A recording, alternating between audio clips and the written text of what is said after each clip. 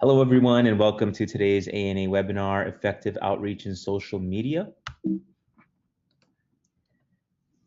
A little about the Administration for Native Americans before we begin. ANA promotes self-sufficiency for Native Americans by providing discretionary grant funding for community-based projects and training and technical assistance to eligible tribes and Native organizations.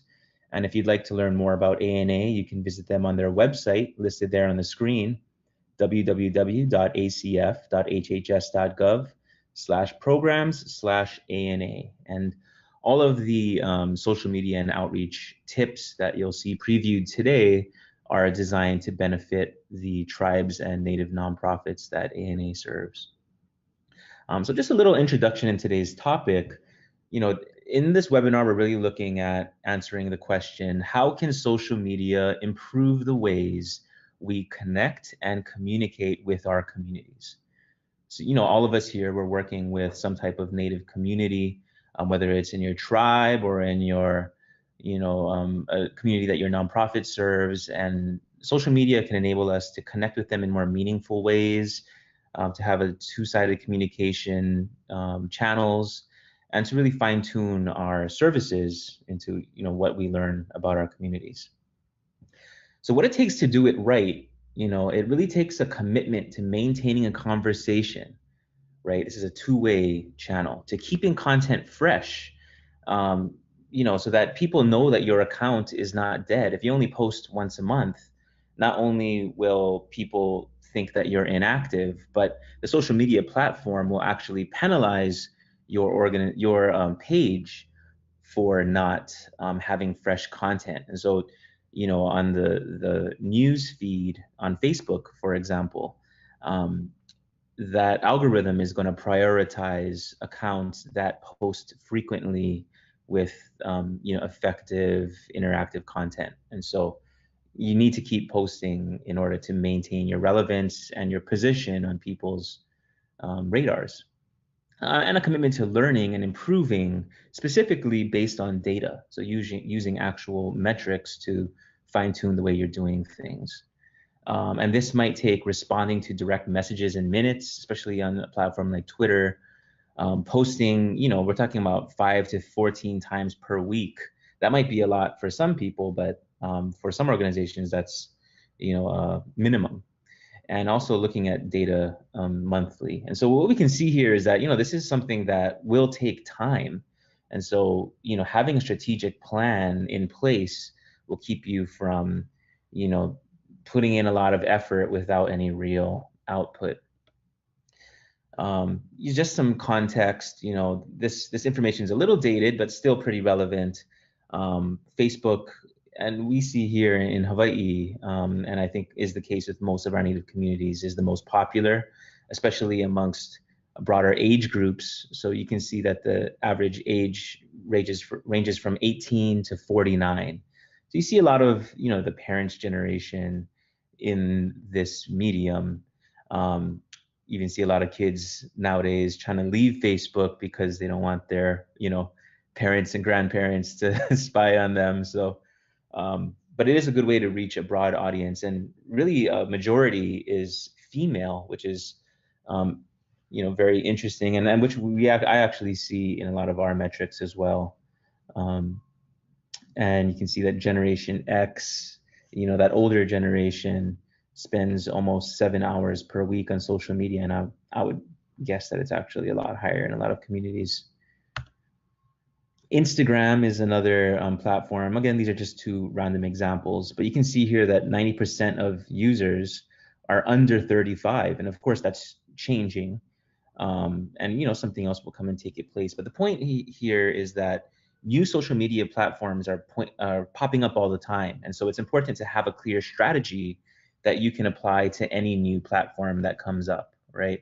You definitely want to wait for it to hit critical mass before you start investing your time into a new platform. We've seen a lot of social media platforms that rose and died pretty quickly, but then there are the big ones that stick around. And so, a good strategy will allow you to adapt. And so this is why ANA recently created its new Outreach and Social Media Toolkit, which is a free PDF that you can download from their website right now if you want. It's located in the ANA Resource Library, and I'll be presenting more information on how to access that later. But a lot of this presentation will be structured around this toolkit. It'll be recorded, and when you do use the toolkit later, you can refer back to the recording of this webinar for some help on how to integrate that into your social media and outreach strategy.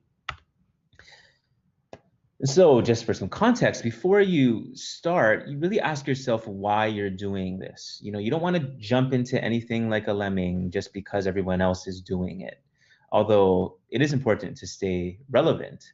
But I think for us, monitoring our, our services and communities and trying to do a lot with sometimes few resources, it's really important to be focusing on strategic campaigns so that we're using our time effectively.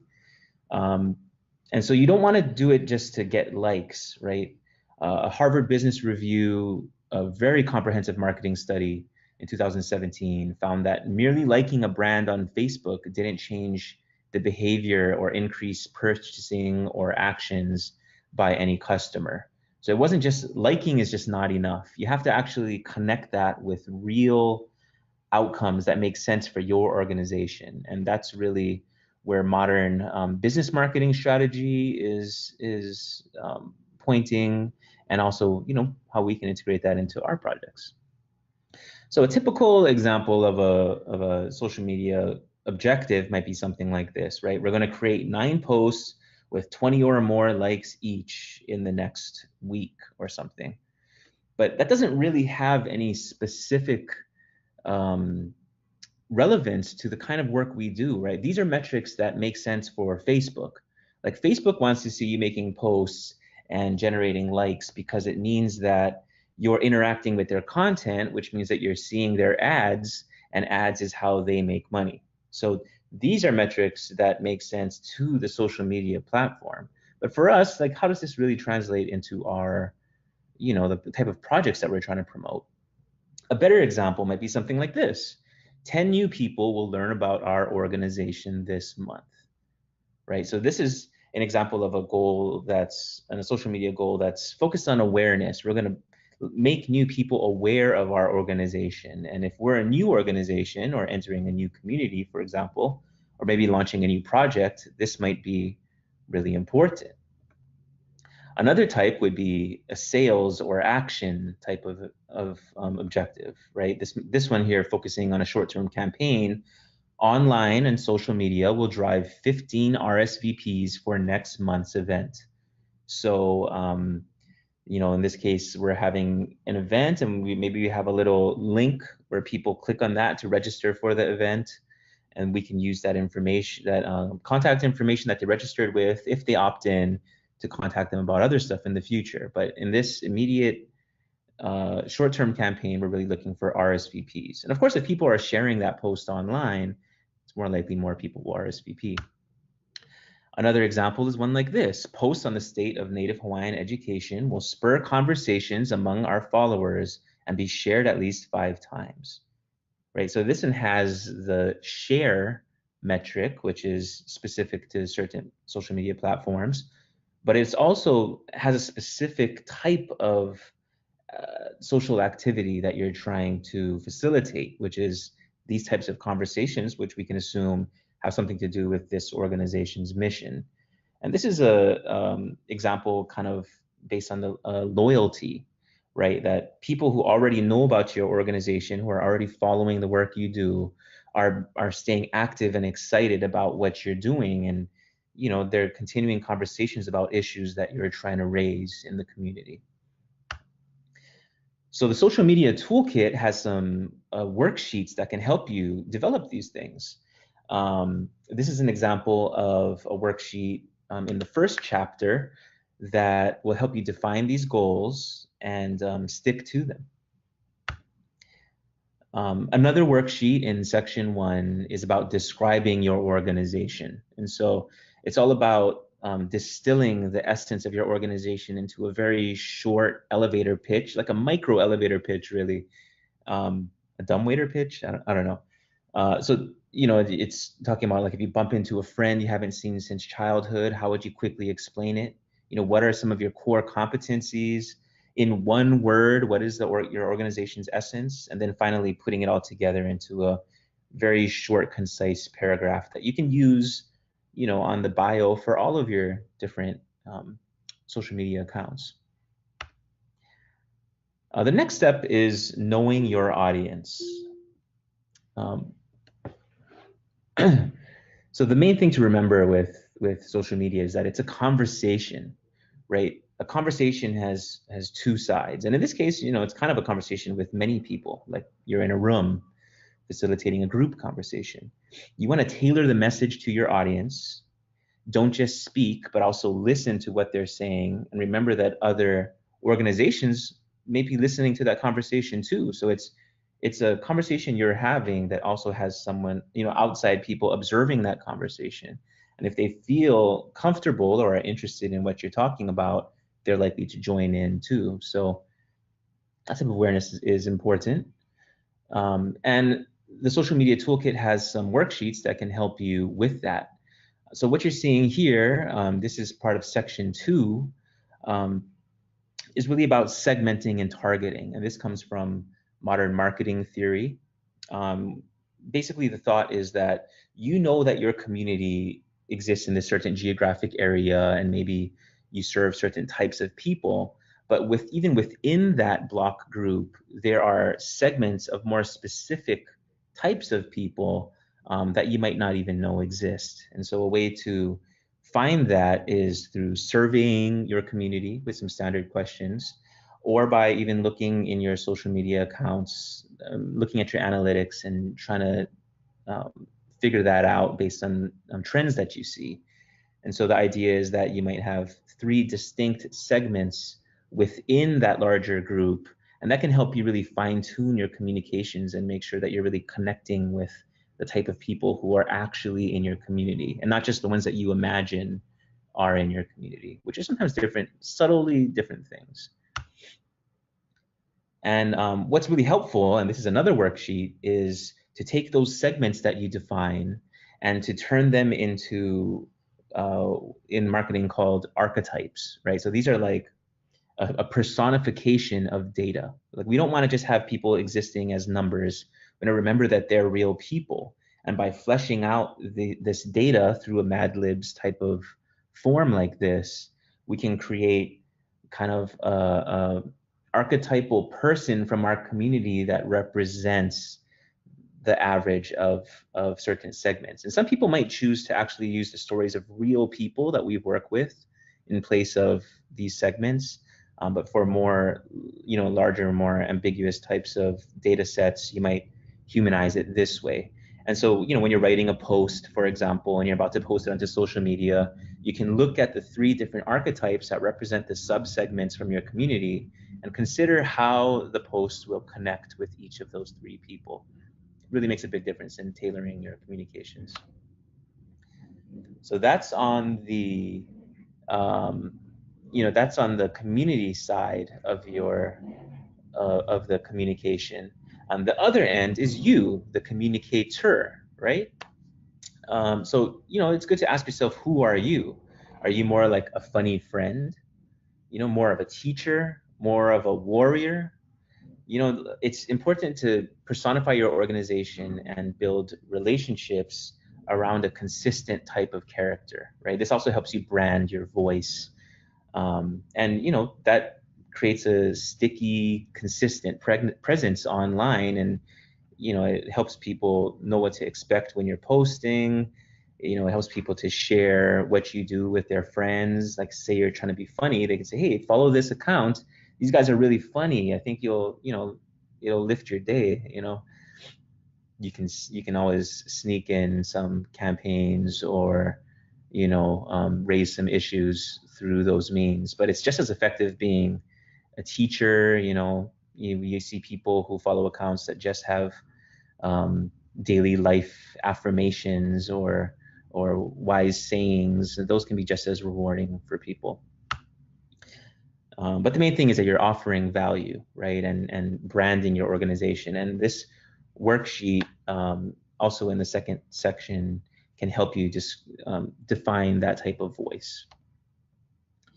And in this process, you really want to be asking yourself, what makes my group unique? How do I add value to the lives of community members? And this is really important, right? We don't want to just be pitching stuff at people, right? It's like, if you think about social media as a group conversation, it's almost like a dinner party or something, right?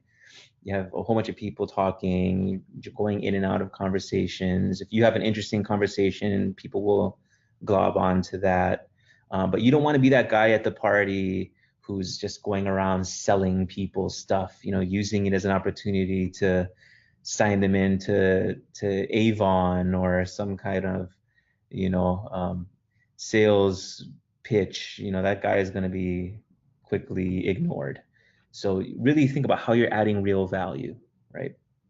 And then think about who relies on you and what for, and make sure that you maintain a consistent presence for those people so that they can continue relying on you in the future. Okay, so the next major step is assessing the landscape, and that's both internal and external. This is before you start, just going crazy with posting, right? This is to create strategy. So start external, right? We want to assess the competitive landscape. And, a lot of these ideas come from the business world, competition rules, and, you're trying to sell more than your competitors. But in the nonprofit world and, in the types of projects, community projects that we offer, we're really looking more for partners. We're looking for how can we work with other people in our community or even outside of our community and leverage those assets to maximize the impact that we can make to the people that we serve. So we're looking for partners, how are they similar? How are they different? How can we integrate what they do into what we're doing? Looking at the social media accounts of other organizations that maybe do similar work to what you do, or maybe operate in the same geographic area or serving the same types of communities. What's working for them, and can we use some of that? And what's not working for them, and how can we improve on that, right? And so in section 3, it's all about assessing that landscape of the section 3 of the toolkit. So this is a worksheet that will help you assess the social media platforms of different organizations and record your observations. What you see on screen here is a competitive landscape analysis. This is for an app called Slack. So some of you might have used Slack. It's a really cool, it's basically a chat app that you can use to facilitate team projects. Pretty simple, but very effective.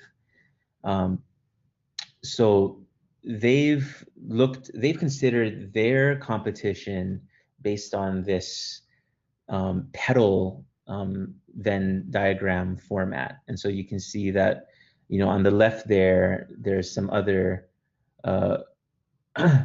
groups who've done task management, and that's part of Slack, but not all they do. There's also this, business communication and chat, right? You might have heard of WhatsApp there. And then in the intersection between business and task management, they've identified another competitor called Asana, right? And in the mix of all these things is where they lie. And so thinking about something like this can help you really identify new types of partners, but also consider strategies from maybe other industries or lines of service that maybe you've never really looked at before. Next, you want to really mine your internal landscape. So, this really starts by auditing your current platforms. A lot of us have social media accounts that exist but haven't really been used much. You might have a young person who created a Facebook account for us 5 years ago, for example, but maybe it hasn't been updated in the last year. The first thing you want to check is, do you even have the passwords or administrative rights to access and run this account? Then you also want to look at, is it still effective? If it's been penalized for inactivity, then you might want to create something new, or maybe it's not really set up the right way, and you want to, change to something that's more effective. And then, do you have a lot of followers there? If you do have a lot of people who are currently following your page, then that might be a reason to reactivate it. And then, of course, just like the external assessment, what's working and what's not working. So we have another worksheet that'll help you audit your existing accounts, pretty similar to the external assessment, except this includes places to, place your passwords, to write down who's already, authorized to administer the account and whatnot. So, before we move on, I just wanted to go through a quick case study, just to show you on the back end, what the benefits are to running a Facebook account or, other social media account for your organization. And this comes from my previous life before I started as the technical assistant specialist here in the ANA Pacific Region TTA Center. I worked as a journalist and a publisher, and part of that was running a magazine that was written for and by the Hawaiian, Native Hawaiian communities, called Mana Magazine. And so we had a pretty hefty online presence, and a lot of these stats are from, or all of these stats are kind of from a snapshot in time of social media insights that we got from Facebook there. So what you'll see here on screen is some basic social media insights, and these are available to anyone with a social media page.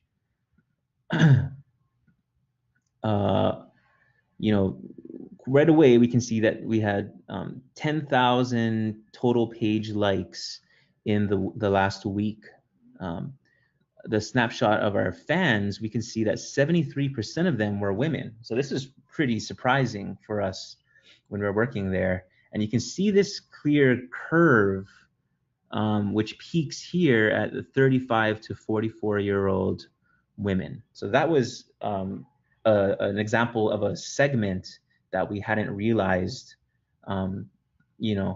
was in our larger community that we served. So it's something that we can really consider moving forward. So you could also see insights regarding the types of content that you post. So quickly we can see that in this week, and this was a particularly high week, right? This is 1 week of time.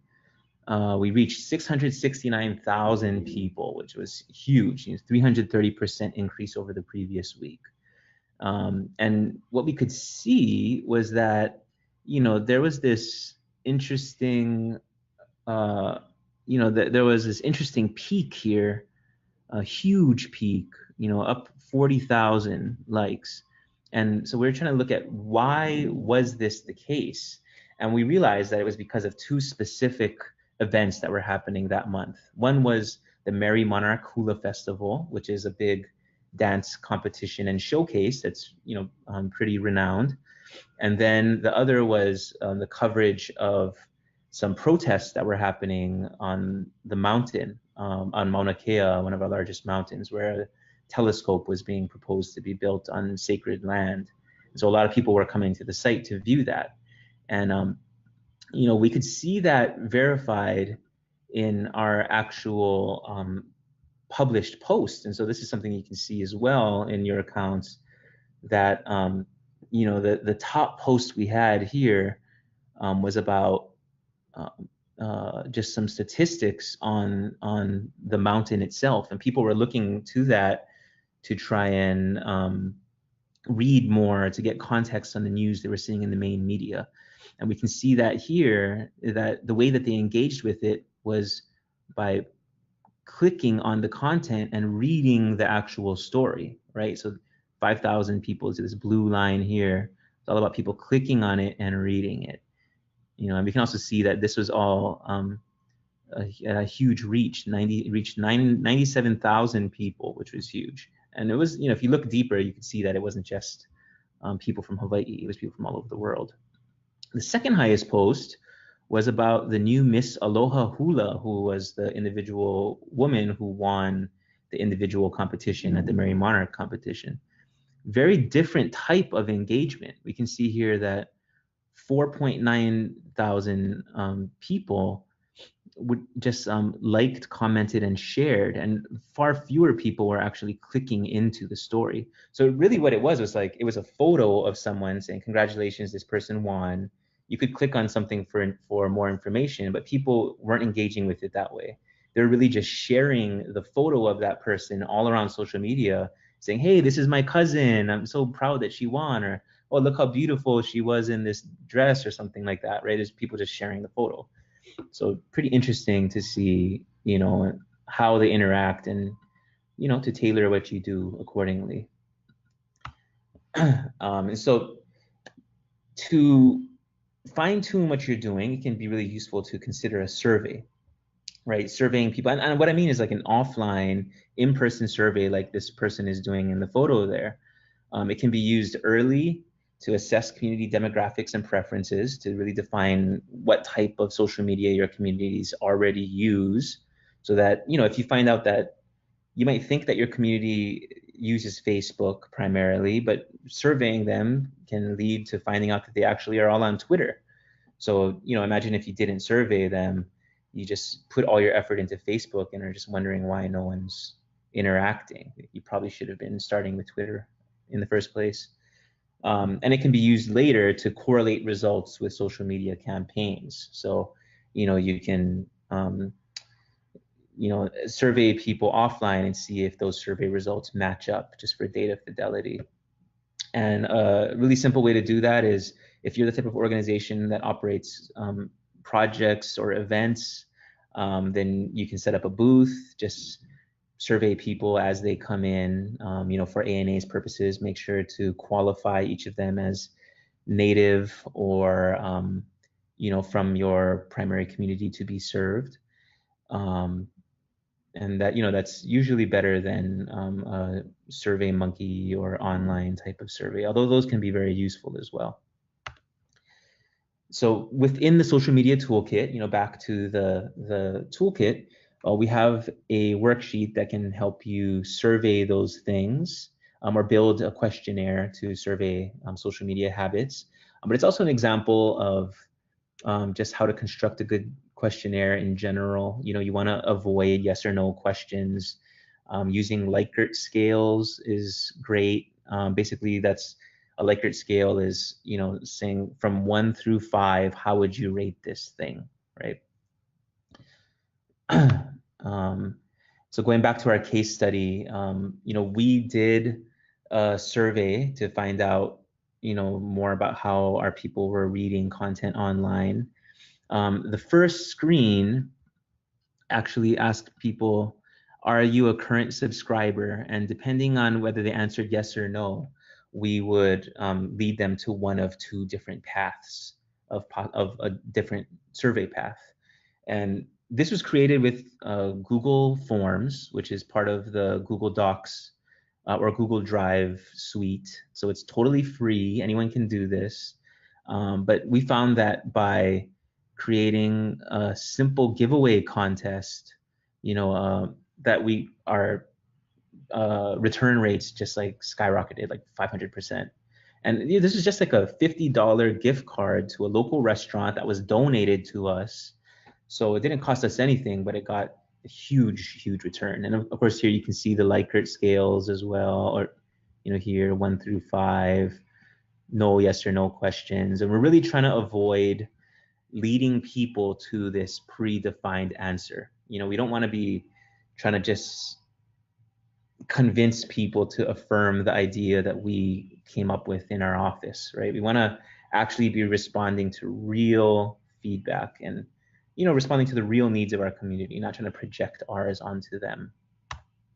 So these were our results, 448 total responses. We found out that, it has a pretty even split between subscribers and non-subscribers, which was really good for us. Subscribers to teach us how to give them more of what they want, and non-subscribers to, figure out how we can get them to come in.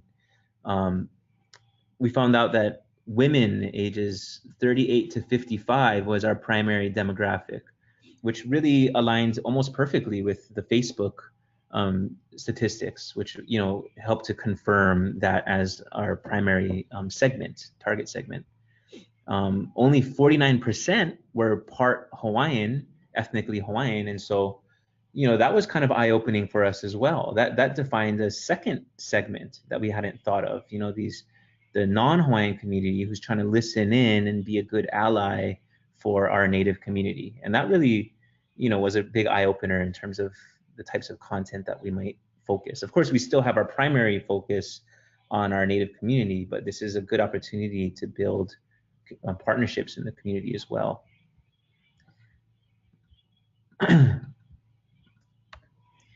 So we also found out, what people thought about the magazine, subtle differences, but Mana is a magazine about Hawaiian culture came up as #1. And so, that was, helped us to fine tune things. Also, we were able to rank at people's editorial preferences. So we found that history and culture was #1, which we kind of thought, but that news and investigative reporting was #2. That was pretty eye-opening as well, and really helped us to allocate resources to more of that breaking news, investigative reporting type of stuff that people were looking for. So that provides you a lot of data that you can use to not only respond to people online, but to tailor the actual programs that we offer in our general operations. So social media is more than just responding to tweets and stuff. It's actual business and nonprofit intelligence. So once we're ready to post, after we have that strategy created, we want to consider a few things, right? So there's paid versus earned media. Basically, earned media is where you are earning the exposure, right? That you're not paying for placement, but you're actually putting out regular, fresh, interesting content that people are willing to share because of its own merits. But for some people, it might be useful to leverage paid media as well. These social media platforms make money through ads, and the reason why people are advertising on social media versus traditional media nowadays is because social media allows you to target just those individuals who you're interested in. So you could choose on Facebook, for example, to have your ads seen only by individuals ages 30 and under from your specific geographic area who are interested in dance and video games. You can get that granular with your targeting if you want, and you'll only pay for those people who see it. And so, it is a good targeted use, but of course you'll have to look at the limitations of grant funding if you're going to be spending that money, if advertising is allowable, and the cost and benefit analysis to doing something like that, right? You also want to make sure that you have photos and videos to accompany things. Just plain text is not as effective as something that is accompanied by multimedia. And so you need to, also have the resources to generate that media.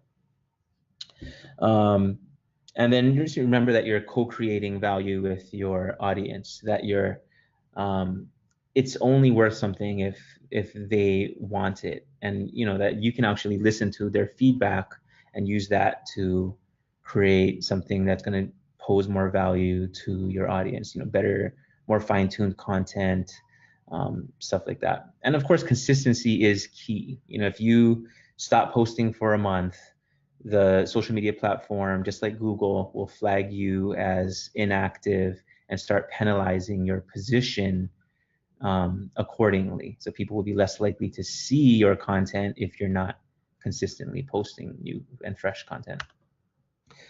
So there are a series of worksheets in the toolkit that you can use. One that we like is this idea of content carts, and some other people call this bins. So the idea is that you're trying to avoid burnout, right? If you just every day sit down on your computer fresh and just try to come up with something randomly, number one, it'll take a lot of time. It'll take hours of each day. And number two is that you're more likely to post something that doesn't lead to some strategic end goal, right? So this helps to avoid burnout of, just trying to do it every day from scratch, and also allows you to stockpile some evergreen content that you can drip out and push over time, so that you can stockpile stuff and then let it go.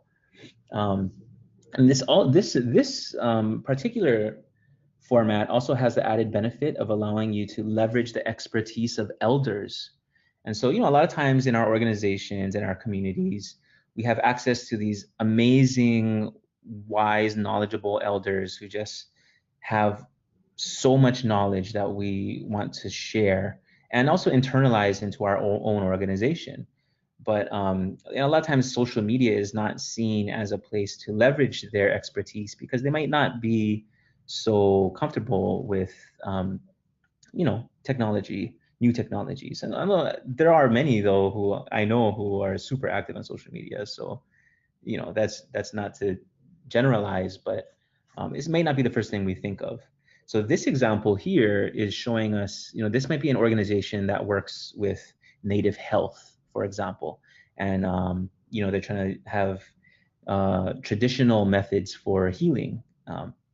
So in this content cart, this might be an evergreen campaign. So not really time sensitive. This is information that can be released at any time, right? It's always going to be relevant. In this case, practical uses for indigenous plants. This might be, how to make traditional medicines.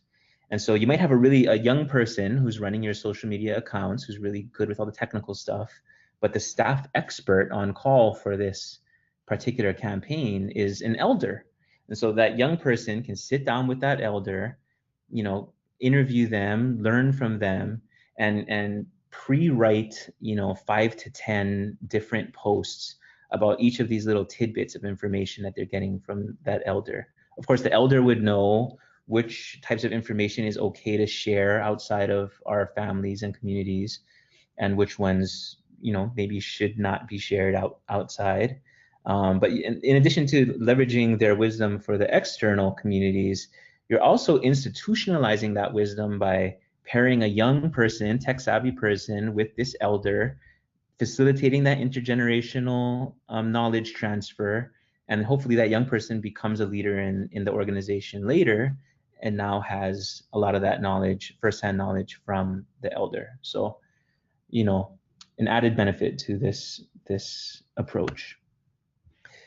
Once you have all those carts set up with different types of content, then you want to place them into a specific campaign and that's objective driven. So this is really where all the different pieces that we set up in the earlier chapters of the toolkit come together towards action. Remember, we talked about how to create a good objective, right? It's not just all likes and shares. It's about having meaningful metrics that make sense to your organization and to your projects. What we see here is expose 25 or more community members to healthy lifestyles and drive 10 RSVPs for our August health education session. And we find that that cart that we were looking at with cart number 1 about indigenous plants is there, but we also have relevant content from carts 3 and 4. And so as you look down the list, and this, for those of you who've written A&A grants before, this resembles the OWP, Objective Work Plan. It's another type of work plan. You can see that, there's the type of post, who on the staff is going to be in charge of posting that. So, you could have multiple people running your social media accounts as well. And of course, it's good to have a backup person. The next column is date, when you're going to be posting that. And then you have your target metric that is platform specific, right? So likes, views, clicks, but those things really only have relevance when they are viewed through the lens of an objective that is aligned with the work you actually do. So this is the work plan that can help you carry out social media and outreach campaigns. And finally, the last section, section 5 of the toolkit, is all about tracking, analyzing, and improving. So using data and looking at what works and what doesn't work and what kinds of people are interacting with your content, and using that information to improve what you're doing and constantly get better. And so, plan, do, check, act. This cycle of constant improvement is something that, we should integrate into all of our operations. But the data from social media, as we saw in the case study, really makes that a lot easier and a lot more specific and strategic. And so this includes a basic worksheet about, what's been working, what hasn't been working, and what can I do to improve based on what I've seen. Just a super basic worksheet, but something that's good, a good checklist to keep, your mind in order as you're analyzing what you've done. And so that's a general overview of the toolkit. What we saw today was, section 1 on defining your purpose. Why are you doing all of this, right? Not just because everyone else is doing it, but because there are specific outcomes that can benefit our communities and our organization. Section 2 about getting to know your communities, whether that's through surveys or analyzing the social media accounts of your community members or just talking with them. Section 3 is about mapping the landscape, both external, looking at that competitive landscape, looking for partnerships, what are they doing well, what can we integrate, and also internal, what accounts do we have currently made? Do we have the passwords and rights to access them? What's working and what's not working? And then finally, in section 4, crafting that posting strategy based on a campaign and putting that into a work plan to integrate that into our existing workflow without burning out our staff, right? Something that we can sustain. And then finally, using data to constantly improve what we're doing. So all of this can be found in our ANA Outreach and Social Media Toolkit, which is now available online. That's going to be in ANA's website, in their resource library. So if you go to ANA's website, and I'll have more on this as we close out, but you go to ANA's website, click on Resource Library in the navigation bar, and search for Social Media Toolkit there, and you'll find it. Currently, it's pinned to the homepage, but as new things get added, those new things will be pinned. So just search for Social Media Toolkit. You'll be able to also, once this webinar is recorded, refer back to the webinar recording as a accompaniment to the activities and worksheets found in that toolkit. So at this time, I'm going to open up the room for a Q&A. All of our questions will be submitted through the question box on the right side of your screen, and I'll answer them in the order they were received. So the first question that I have comes from Phil Preston. Phil asks, I missed how this survey was distributed. So how would you distribute a survey? And that's a good point, Phil. Let's see. So there's two primary ways to submit, to do a survey or to survey your community, right? One would be in paper or in person. So this would be, I think, like a good way to think about it is like, so you have a community event, like a potlatch, powwow, workshop, some type of performance. And as people are coming in, you take a random sampling of people aside, ask them to fill out your survey, and then just have that paper survey ready, filed somewhere for analysis after the event is done. Just make sure that you qualify the people who are answering as part of the relevant community, right? That usually works a lot better, just like the online survey, if you offer some type of prize giveaway, right? Like if you say, okay, here, take a survey, and then you'll get a raffle ticket if you take the survey. And then at the end of this event today, then we're going to raffle off some things that maybe you got donated from board members or community members. That really helps a lot. Online, the example that I showed earlier, that was created with Google Forms. So in Google Drive, the Google Docs suite of products, which is completely free, you just need like a Gmail account. You can create one of these free surveys or questionnaires and distribute that as a link, through your social media accounts or through your email listserv. Just make sure that if you're soliciting feedback for a survey that people have opted into that, because you can get in trouble for emailing people who didn't opt into receiving those emails. And some of the people I know, like SurveyMonkey or other third-party survey platforms that are free as well.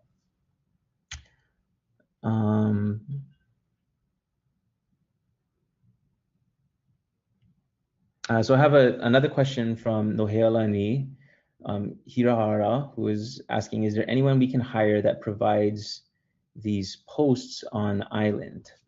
And yes, you can hire people, and if you look online, you can find a lot of social media experts. But I think if you're gonna hire someone, first of all, really consider doing it in-house first. It's smaller organizations might not have the budget to sustain that type of contract for social media people, but sometimes you can find that. Or maybe your organization can't afford that. Personally, I think if you're going to be hiring a consultant to help you with your social media campaigns, the main thing that you want to be looking for is to see that this person is actually, so the first thing I would say is like, make sure that they're actually data driven, that their strategies are actually based on analytics, insights, on data and numbers, and they're not just saying, oh, I think you should use these types of sunset photos because they're really cool, right? Like, it's not about a matter of taste, it's a matter of them responding to actual data. I think the other thing is making sure that they keep up to date with social media news. So maybe before you go interview a consultant, go look on Google News and see what the latest social media happenings are, and then ask them if they're familiar with that, something like that. Okay, so I have another question about can you comment on outreach strategies for smaller populations and aging demographics? I think that for smaller populations, especially if they're in one geographic area, that can actually be a major strength, right? Because it's easier to gather people in one place. Or you could actually do a door-to-door knocking campaign, go door to door and talk to people, and like the benefit is that you can establish real face-to-face, meaningful human connections with people. And whereas like an organization who's doing a national audience, for example, might be forced to use more of a statistics-based approach. So that's definitely something good, and that definitely also helps with aging demographics. In terms of non-social media outreach, if that's what you mean by like the aging demographics, one thing is to contact their families. A lot of times, if the help that we offer to our aging, to our elders, should be supported by families. Whether or not that it can always happen is a different story, but if we can engage the whole family together, then that might be, a way to address the systemic issues that are facing our elders. And so, social media might be a way to facilitate those types of conversations. Next, we have a question from Robert about, as Facebook is currently in the news for selling user data, what do you think the effect will be for smaller nations that use social media marketing, that use Facebook for its social media marketing and outreach? So I think that's a great question, and there are like two schools of thought with this, right? I guess like one would say that like, okay, these organizations are selling data and we want to retain our privacy, and therefore we should look for some other option. But unfortunately, like the guys who, the social media platforms that are most used by people are also driven by selling data to run more targeted ads. And so that's the nature of the agreement. In this case, like, sometimes maybe they're pushing the line of the agreement that you made. Most people don't read the fine print when they sign up for an account anyway. But I think that's part of the trade-off, right? Is social media is you get to use your services for free in order for them to use your data. Um,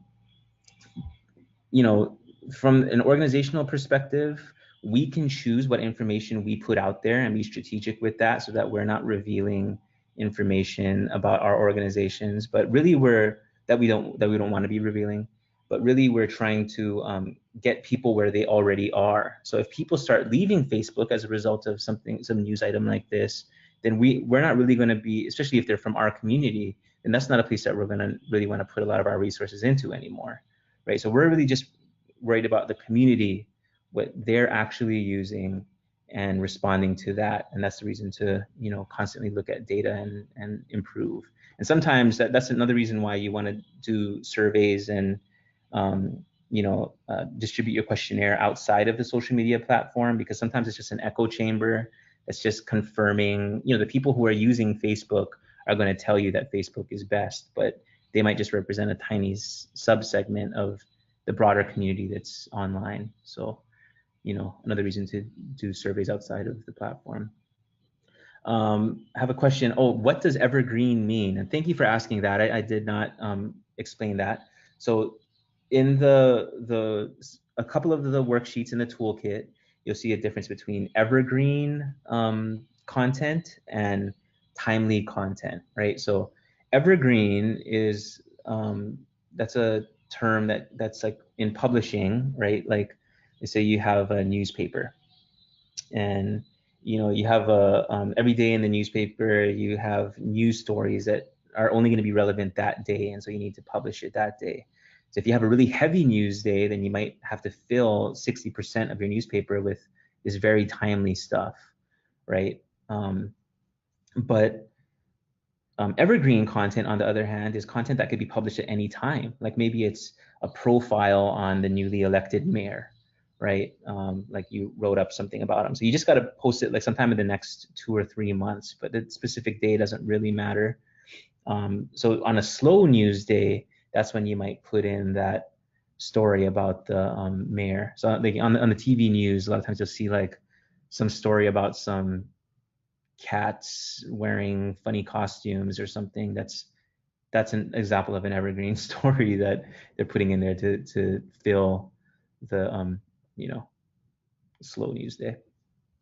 But stockpiling evergreen content allows you to always have something to post so that you can keep your content fresh, so that the social media platform doesn't penalize you for inactivity.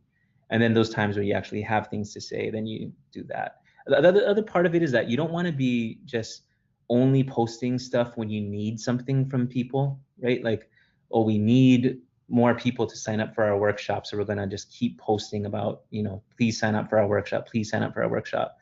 Like if you're not offering content of actual value to your community, they're going to kind of tune you out. So this evergreen content that actually offers value, like recipes or exercise ideas, that offers value, so that when you do have to ask for something, people don't feel like you're just, the needy cousin or something.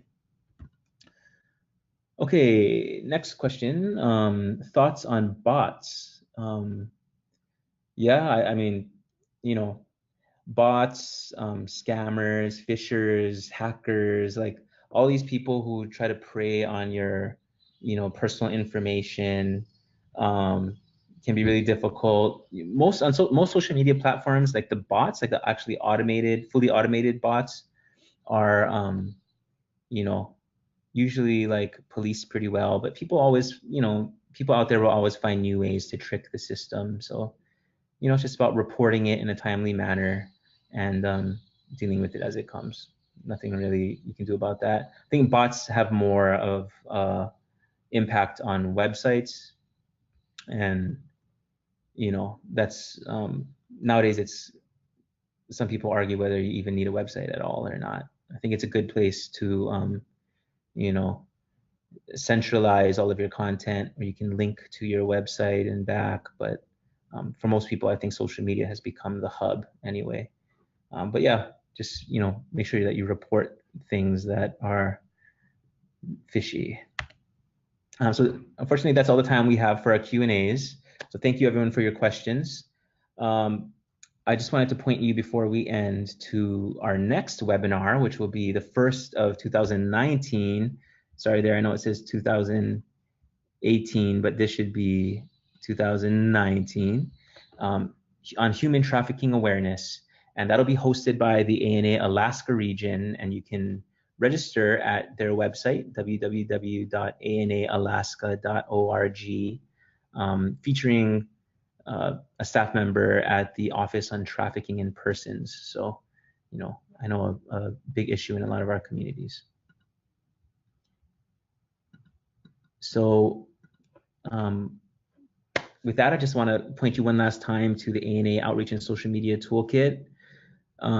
It's there on their resource library, which you can find on their website, www.acf.hhs.gov/ANA/resource library, or just go to the ANA website and click on the resource library tab in the navigation bar.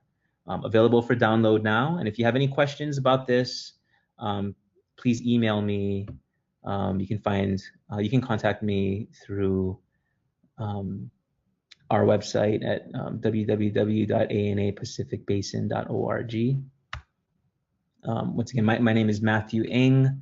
I am the Technical Assistance Specialist in the ANA Pacific region, and I'd be happy to answer any questions that you have in the future about this toolkit. But please let me know if you have any feedback. I'd be happy to integrate that into future iterations of the toolkit as well. But thank you for your time. Mahalo, thank you for joining us. And at this time, I'll be ending the webinar.